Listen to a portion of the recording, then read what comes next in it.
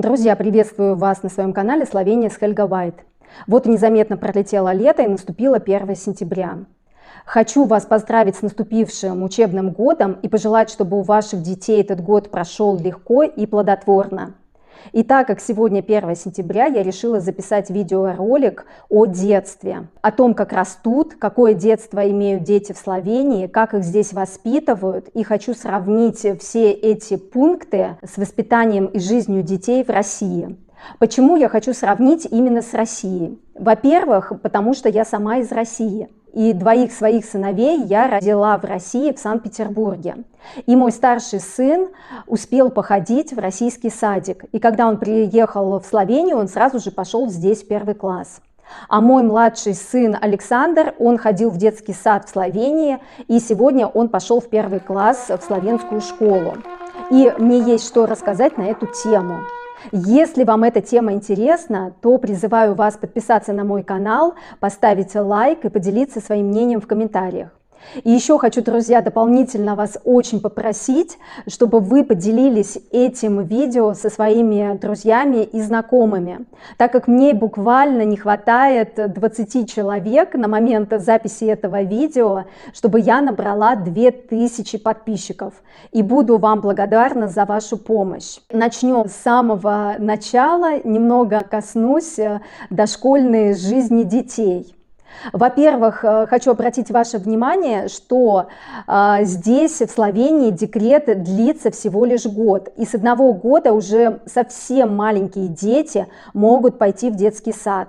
И так же, как сейчас и в России, в Словении могут в декрет уходить и матери, и отцы. Я считаю, от того, что дети так рано идут в детский сад, они быстрее становятся самостоятельными и быстрее социализируются.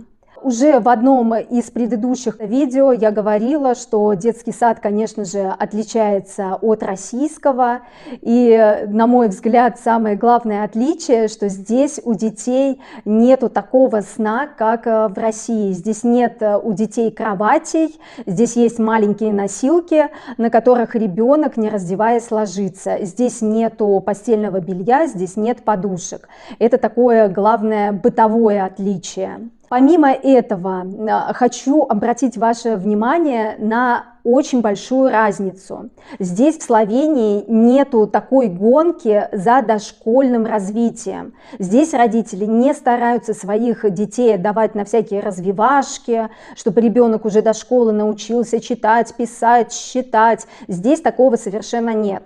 В садике дети изучают некоторые буквы и учатся считать до 10. И когда они пойдут в школу, там их научат и считать, и писать, и читать. Всему этому они учатся в школе. То есть в саду только самые азы. Посчитать до 10, знать какие-то буквы, и на этом считается дошкольное образование достаточным.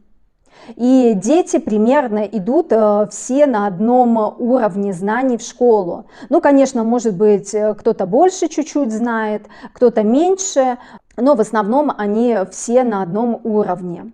Дети в школу идут с 6 лет в Словении, и 1 класс в школе – это как старшая группа детского сада.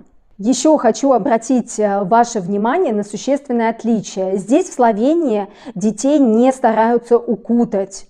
Здесь нету такой цели, чтобы ребенок обязательно надевал зимой шапку, чтобы он обязательно надевал шарф, чтобы у него была очень теплая обувь.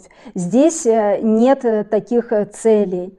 Дети могут даже ходить без шапки в школу, без шарфа, в легких каких-то кроссовках. И здесь, кстати, ни родители, ни учителя не боятся сквозняков. Очень часто проветривают классы в школах, даже тогда, когда там находятся дети. И особенно, когда здесь в Словении бушевал ковид, очень часто проветривали классы, и практически дети учились с открытыми окнами. Поначалу это казалось даже диким. Мы переживали о том, что дети могут простудиться. Но, как показала практика, на самом деле действительно дети меньше болели. И еще большая разница между славянскими и российскими детьми. Здесь, в Словении, дети получают больше свободы. Они раньше начинают самостоятельно ходить в школу, со школы, сами ходят на какие-то кружки, самостоятельно пользуются общественным транспортом. И часто выходят самостоятельно погулять со своими друзьями. Словения безопасная страна, и родители дают намного больше свободы детям. Нету такой задачи обязательно приводить ребенка с 3 класса в школу и обязательно его забирать. Дети раньше становятся более самостоятельными. И в Словении родители дают больше свободы выбора для своих детей. Дети чаще сами выбирают, на какие кружки им ходить и каким видом спорта заниматься. С одной стороны, это хорошо, но с другой стороны, например, вы отдали ребенка на какой-нибудь спорт, а ребенку это не понравилось, потому что спорт – это всегда труд, и нужно прилагать усилия, чтобы добиться каких-либо успехов.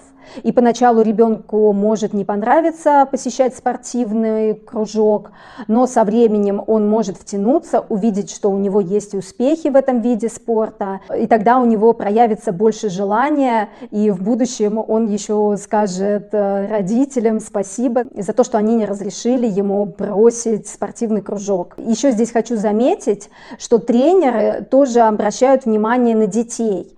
И если у кого-то из детей видны хорошие успехи в спорте, то таких детей выделяют и именно их отправляют на соревнования. Нет задачи отправить на соревнования абсолютно всех детей. Некоторые дети ходят для общего развития и не хотят становиться профессиональными спортсменами. Тогда их просто не заставляют посещать соревнования, а выделяют только тех детей, у которых есть большой потенциал в этом виде спорта. И такой же интересный, более свободный подход в выборе профессии.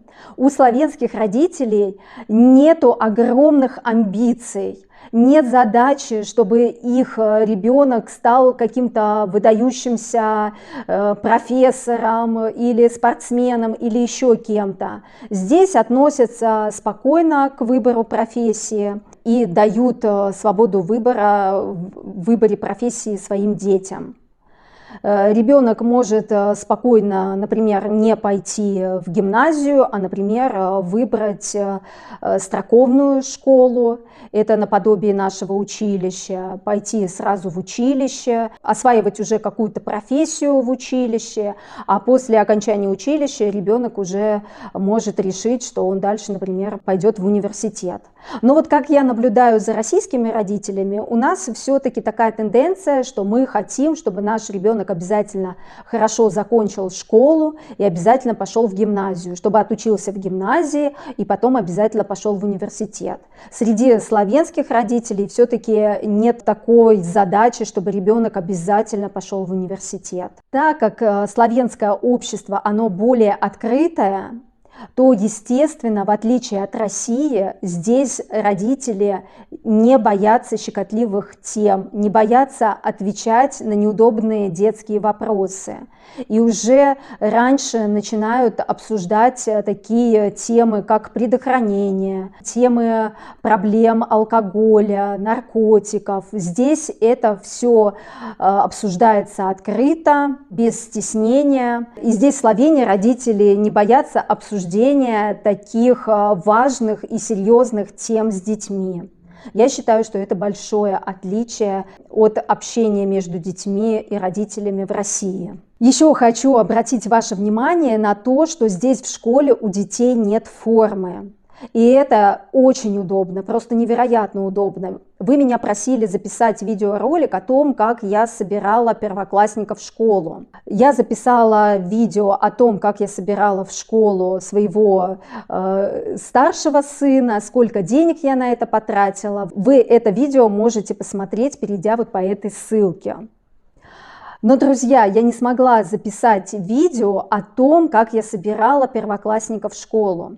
Потому что первокласснику нужно намного меньше разных вещей, чем ребенку в более старших классах.